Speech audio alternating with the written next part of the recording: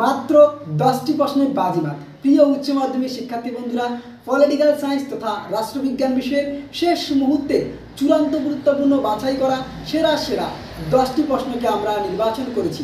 এই 10টি প্রশ্ন যদি তুমি এখনও বাড়িতে প্র্যাকটিস না করে থাকো, অবশ্যই প্র্যাকটিস করো, কারণ এর মধ্যে তুমি পরীক্ষায় 100% নিশ্চিত কমন পাবেই।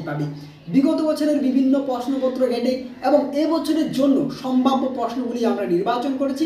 এই 10টি প্রশ্নের মধ্যেই তুমি কমন পেয়ে যাবে। তো ভিডিওটি ভালো লাগলে অবশ্যই একটি লাইক করে দিও, বন্ধুদের মাঝে শেয়ার করো। আর তোমরা যারা এখনও আমাদের এই চ্যানেলটি সাবস্ক্রাইব করোনি, অবশ্যই সাবস্ক্রাইব করে দিয়ে পাশের দেওয়া বেল আইকনটি প্রেস করে দিও। ওকে, ইতিমধ্যে আমরা পলিটিক্যাল সায়েন্স তথা রাষ্ট্রবিজ্ঞান বিষয়ে একাধিক সাজেশন প্রোভাইড করেছি। এমসিকিউ এসিকিউ না দেখে থাকলে অবশ্যই আমাদের ডেসক্রিপশন বক্সের লিঙ্কে ক্লিক করে অথবা আমাদের প্লেলিস্টে গিয়েও দেখে নিতে পারো। ওকে, তো চলো শিক্ষার্থী বন্ধুরা, দেরি না করে ঝটপট সরাসরি দেখে নিচ্ছি আজকের চূড়ান্ত গুরুত্বপূর্ণ 10টি সম্ভাব্য প্রশ্ন। সরাসরি আমরা দেখে নিচ্ছি উচ্চ মাধ্যমিক রাষ্ট্রবিজ্ঞান বিষয়ের মাত্র চূড়ান্ত গুরুত্বপূর্ণ 10টি প্রশ্ন। ওকে, প্রথমত আমরা আসি, তোমাদের যে প্রথম অধ্যায় থাকছে আন্তর্জাতিক সম্পর্ক, এই অধ্যায় থেকে তোমরা চূড়ান্ত গুরুত্বপূর্ণ 2টি প্রশ্ন প্র্যাকটিস করবে। এক, ক্ষমতা কাকে বলে, ক্ষমতার উপাদানগুলি আলোচনা করো। দ্বিতীয়ত, বিশ্বায়ন কাকে বলে, বিশ্বায়নের প্রকৃতি আলোচনা করো। অথবা কোশ্চেনটি তোমাদের পরীক্ষায় ঘুরিয়েও আসতে পারে, অথবা দিয়ে বিশ্বায়নের বিভিন্ন রূপ আলোচনা করো। ওকে, এই 2টি প্রশ্ন চূড়ান্ত গুরুত্বপূর্ণ। এছাড়াও অতিরিক্ত হিসেবে তুমি একটি প্রশ্ন দেখে রাখতে পারো। কোন প্রশ্ন? ভালো করে বুঝে নাও। বৈদেশিক নীতি নির্ধারণে জাতীয় স্বার্থের ভূমিকা কী, জাতীয় স্বার্থ রক্ষার বিভিন্ন উপায়গুলি উল্লেখ করো। অথবা জাতীয় স্বার্থের প্রকৃতি সংক্ষেপে ব্যাখ্যা করো, জাতীয় স্বার্থ রক্ষার বিভিন্ন উপায় উল্লেখ করো। আশা করি বুঝতে পেরেছি। মানে অতিরিক্ত হিসেবে তোমরা এই প্রশ্নটি প্র্যাকটিস করতে পারো। ওকে, এরপরে আমরা আসি তোমাদের যে পরবর্তী অধ্যায় থাকছে পঞ্চম অধ্যায় থেকে চূড়ান্ত গুরুত্বপূর্ণ একটি প্রশ্ন প্র্যাকটিস করো। কোন প্রশ্ন?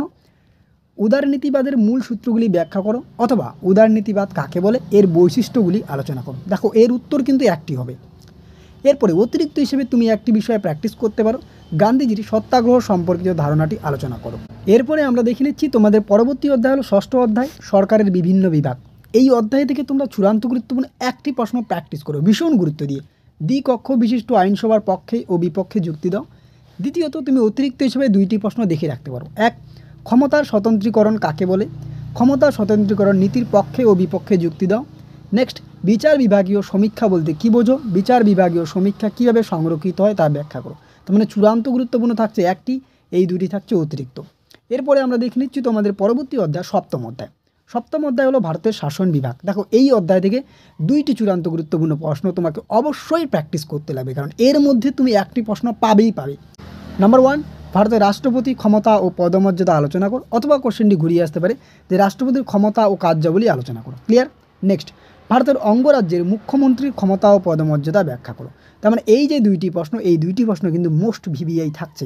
এরপরে আমরা দেখে নিচ্ছি তোমাদের অষ্টম অধ্যায় থেকে চূড়ান্ত গুরুত্বপূর্ণ 2টি প্রশ্ন। কী প্রশ্ন? দেখো, অর্থবিল কাকে বলে, লোকসভায় কীভাবে অর্থবিল পাশ করা হয়। ভিভিআই একটি প্রশ্ন। ভারতীয় পার্লামেন্টের আইন পাশের পদ্ধতি ব্যাখ্যা করো। ওকে, এই 2টি প্রশ্ন থাকছে মোস্ট ইম্পর্ট্যান্ট। আর অতিরিক্ত হিসেবে তুমি একটি বিষয় দেখে রাখতে পারো যে পশ্চিমবঙ্গের বিধানসভার অধ্যক্ষের ভূমিকা পর্যালোচনা করো। তার মানে আমরা যেই প্রশ্নগুলি মোস্ট ইম্পর্ট্যান্ট দিয়ে বললাম, একেবারে স্টার মার্ক দেওয়া রয়েছে, সেই প্রশ্নগুলিকে তুমি বাড়িতে প্র্যাকটিস করো, এর মধ্যে নিশ্চিত তুমি কমন পেয়ে যাবে। এছাড়াও যেই প্রশ্নগুলি অতিরিক্ত আকারে বলা হলো সেগুলি তুমি প্র্যাকটিস করতেও পারো, নাও করতে পারো, তবে প্র্যাকটিস করলে কোনো ক্ষতি নেই। ওকে, তো শিক্ষার্থী বন্ধুরা, আজকের এই স্পেশাল ভিডিওটি এ পর্যন্ত। ভিডিওটি ভালো লাগলে অবশ্যই একটি লাইক করে দিও, বন্ধুদের মাঝে শেয়ার করো। এছাড়াও আমরা একাধিক বিষয়ের চূড়ান্ত গুরুত্বপূর্ণ সাজেশন প্রোভাইড করেছি, না দেখে থাকলে অবশ্যই আমাদের প্লেলিস্টে গিয়ে ডিসক্রিপশন বক্সে লিঙ্কে ক্লিক করে দেখে নিতে পারো। আরেকটি বিষয়, তোমরা এই প্রশ্নগুলির মধ্যে কতগুলি প্রশ্ন প্র্যাকটিস করেছো এবং কোনগুলি তোমার বাকি আছে তা অবশ্যই আমাদের কমেন্ট বক্সে কমেন্ট করে জানিও। তো দেখা হচ্ছে অন্য কোনো এক ভিডিওতে, ততক্ষণ পর্যন্ত পড়তে থাকো, জানতে থাকো এবং অবশ্যই আমাদের পাশে থাকো। আর চ্যানেলে নতুন হয়ে থাকলে সাবস্ক্রাইব করে দিও।